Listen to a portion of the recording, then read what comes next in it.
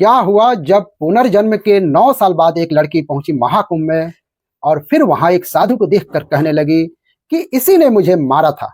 इस घटना की पूरी सच्चाई जब आप सुनोगे तो आपके पैरों के नीचे से भी जमीन खिसक जाएगा। वीडियो की शुरुआत करने से पहले महादेव के सच्चे भक्त हों तो वीडियो को लाइक करके कमेंट बॉक्स में हर हर महादेव जरूर लिख देना। दोस्तों, इस घटना की शुरुआत होती है राजस्थान के शिवपुरा जिले से, जहां बसंत जी परमार और उनकी पत्नी मीनाक्षी परमार रहा करते थे। बसंत जी अपने खुद का एक छोटा मोटा व्यापार चलाया करते थे, जिससे वह ठीक ठाक कमाई कर लेते थे और जैसे तैसे अपना और मीनाक्षी का गुजारा कर लेते थे। एक दिन बसंत जी को खुशखबरी मिलती है कि मीनाक्षी गर्भवती है। खुशखबरी सुनते ही बसंत खुशी से नाचने लगते हैं और फिर वो पूरे 9 महीना तक मीनाक्षी का बहुत अच्छे तरह से ख्याल रखते हैं। मीनाक्षी की कोख से 9 महीने बाद एक बहुत ही सुंदर बच्ची का जन्म होता है। बसंत जी और मीनाक्षी जी अपनी बेटी से बहुत प्यार करते थे। उन्होंने उसका नाम रीना रखा था। रीना। धीरे धीरे रीना बड़ी होती जा रही थी। बसंत जी रीना का स्कूल में एडमिशन करवा देते हैं। रीना बचपन से ही पढ़ाई लिखाई में बहुत अच्छी थी। वह हमेशा स्कूल में पहला स्थान प्राप्त करती थी। लेकिन रीना के मन में बचपन से ही पानी को लेकर एक अजीब सा डर लगा रहता था। उसे कई बार रात में पानी के सपने आते थे। उसे ऐसा लगता था कि मानो वह पानी में डूब रही है। वह कई बार रात में जोर जोर से चिल्लाने लगती थी कि मुझे धक्का मत दो, मुझे बचा लो, मुझे बचा लो। जब भी वह किसी नदी, किसी तालाब को देखती तो उसका पूरा शरीर कांपने लग जाता। बसंत जी ने कई बार कई सारे डॉक्टरों से इसके बारे में बात करी और रीना का इलाज करवाने की बहुत कोशिश की, लेकिन डॉक्टरों को भी इस तकलीफ के बारे में कुछ समझ नहीं आ रहा था। बसंत जी और उनकी पत्नी रीना को लेकर अब बहुत ज्यादा चिंतित रहने लगे, क्योंकि जब भी रीना किसी नदी या तालाब को देखती वह बेहोशी की हालत में आ जाती थी और उसकी तबीयत अचानक से बहुत ज्यादा बिगड़ने लग जाती थी। मानो जैसे भी उसे नदी में जबरदस्ती कोई धक्का दे रहे हो, वह ऐसा बर्ताव करने लगती थी और वहां से भागने लगती थी। दोनों पति पत्नी को कुछ समझ नहीं आ रहा था कि आखिरकार रीना के मन में ऐसा क्या डर है जो उसे आज तक परेशान कर रहा है। बसंत जी ने कई बार रीना से बातचीत करी, लेकिन रीना को भी उस डर के बारे में कुछ पता नहीं चल पा रहा था।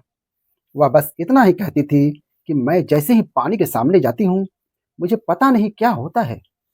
मुझे ऐसा लगने लगता है कि कहीं आप मुझे पानी में धक्का न दे दें और धक्का देकर कहीं आप भाग न जाओ, और मुझे कुछ भी समझ में नहीं आता और मेरी तबीयत अचानक से बिगड़ने लगती। धीरे धीरे कुछ साल बीत जाते हैं। अब रीना पूरे 9 सालों की हो गई थी, लेकिन आज भी उसके मन में पानी को लेकर वही डर लगा रहता था। वह जब भी पानी देखती उसकी हालत बहुत ही बेहोशी की हो जाती थी। फिर एक दिन बसंत जी अपने गांव के जो सबसे बड़े संत महात्मा होते हैं उनसे बात करते हैं। उन्हें रीना के इस डर के बारे में बताते हैं तो वह महात्मा कहते हैं कि उस बच्चे के मन में शायद पिछले जन्म का कुछ डर बसा हुआ है जो आज तक उसे डरा रहा है। जिस भी दिन उसे अपने पिछले जन्म की सारी बातें याद आएंगी, वह एक एक बात तुम्हें बता देगी और तुम्हें पता चल जाएगा कि आखिर उसे ऐसी कौन सी घटना उसके साथ हुई है जिसके कारण उसके मन में यह डर है।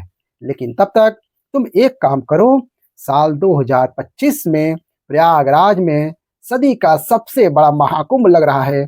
यह महाकुंभ पूरे 144 सालों के बाद आ रहा है और जो भी भक्त इस महाकुंभ में एक बार आस्था की डुबकी लगा लेता है उसके जीवन की सारी परेशानियों का अंत हो जाएगा और उसके इस डुबकी से ही सभी पाप नष्ट हो जाएंगे।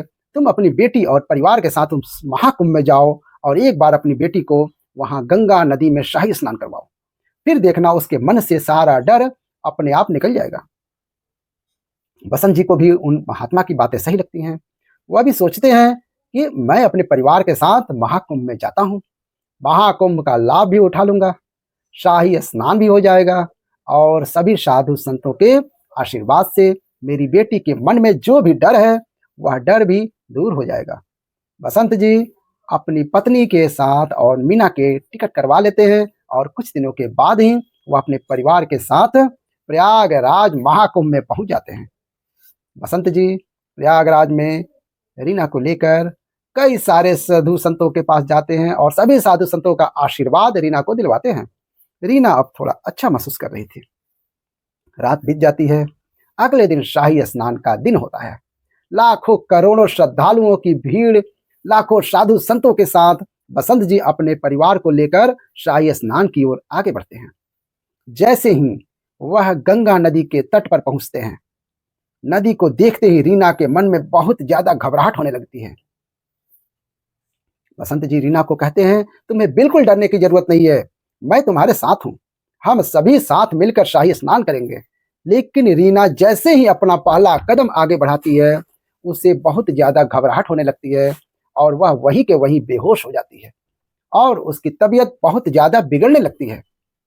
फिर बसंत जी गंगा नदी में से एक लोटा जल भरकर लाते हैं और जैसे ही रीना पर जल के छींटे डालते हैं, रीना दोबारा होश में आ जाती है और वह डरते डरते कांपते कांपते कहने लगती है, मुझे नदी में धक्का मत दो, मैं नदी में जाऊंगी तो बच नहीं पाऊंगी, मुझे नदी में धक्का मत दो।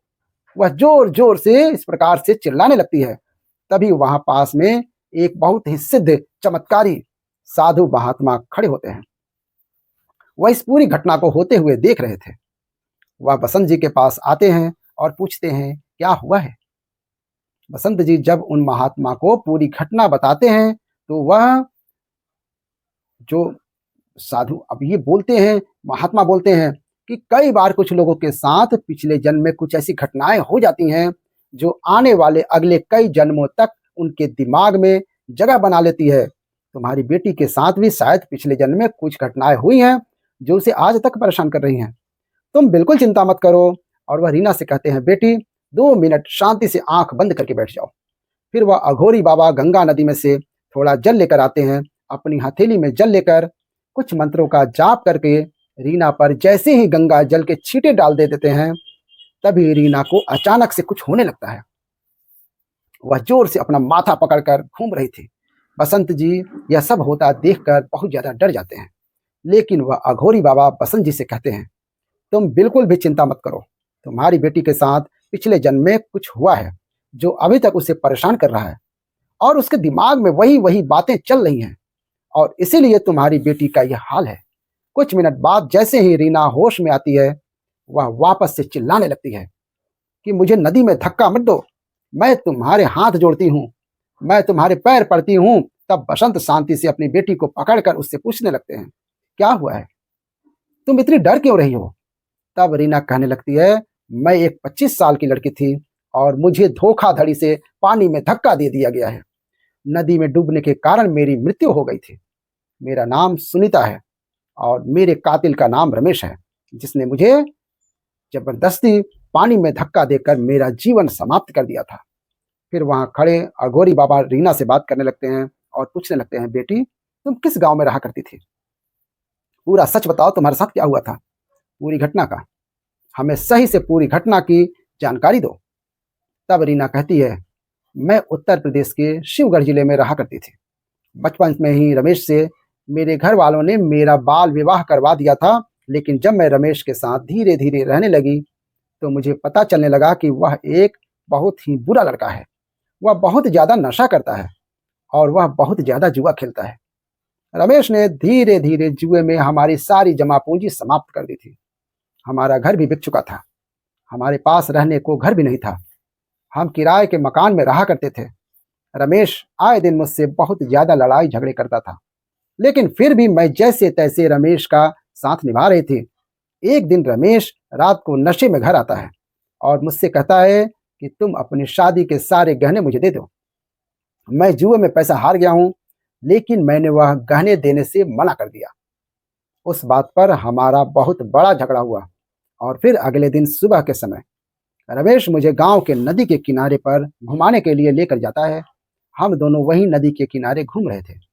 तभी मौका देखते ही रमेश अचानक से मुझे नदी में धक्का दे देता है। मुझे तैरना नहीं आता था और फिर मैं उस नदी के प्रवाह में बह जाती हूँ। रीना जैसे ही यह सच बोलकर अपनी आंखें खोलती है तो बसंत जी और वह अघोरी बाबा एक दूसरे को देखने लगते हैं।